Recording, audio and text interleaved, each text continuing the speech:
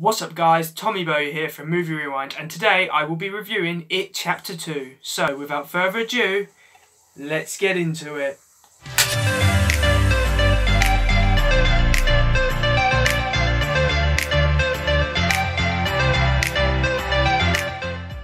So in terms of character development, this film not only gives suitable development for the adult characters, however, it kind of progresses the story of the children as well.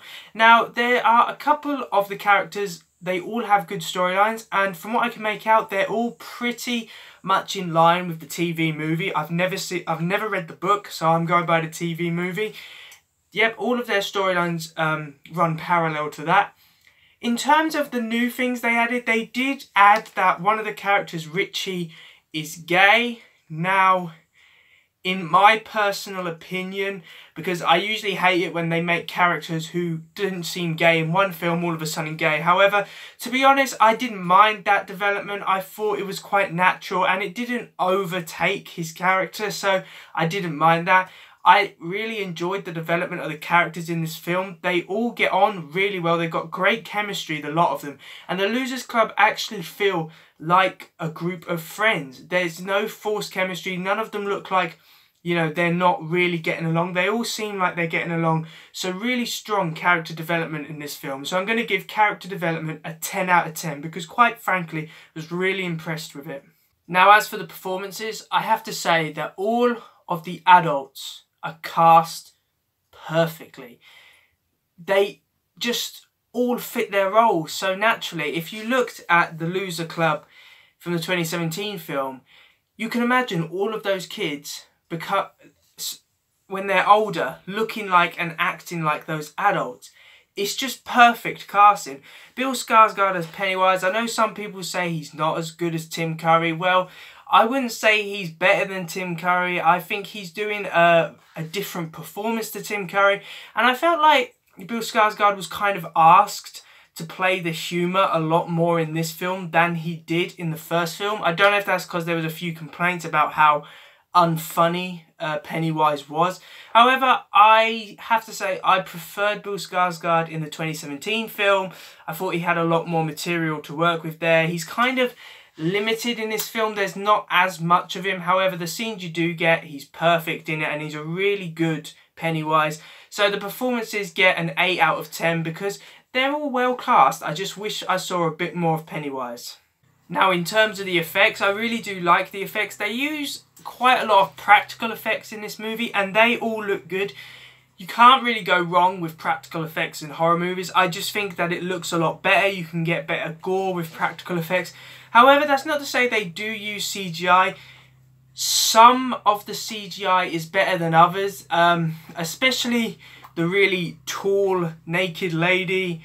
The effects on that I thought were pretty bad. I thought they could have done better with that. I don't really know about the budget of this film. So I'd say the CGI effects wise are kind of hit and miss. However, the practical effects are a lot better. So I'm going to give the effects a 7 out of 10 because I think the practical effects are really good and most of the CGI, however, they could have just improved a couple of the CGI elements.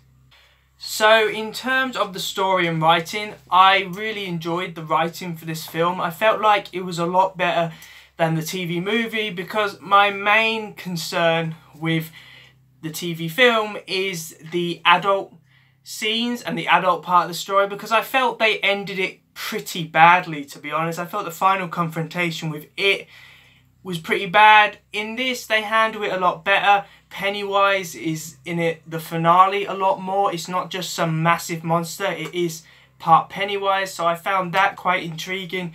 As for the character confrontations, I really like the end to this film. It's a good film about moving on because that is what it is. It is about friendships and it's about moving on. However, you always remember the friendships you have from a childhood and you'll always hold them to your heart. So I really enjoyed the story and writing in this. There's probably quite a lot of jump scares. Some of it did make me jump. However, some were a little bit generic, I'm not going to lie. So in terms of the story and writing, I'm going to give that an 8 out of 10 because I thought it was a good story.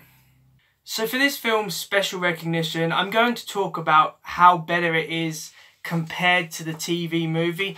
Quite frankly, the TV movie is very dated now. However, the TV movie, as I've already stated, always handled the ending, I felt, pretty badly. All the adult scenes in the TV film were not as good as the scenes when they were kids. So it was interesting to see how It Chapter 2 would deal with this.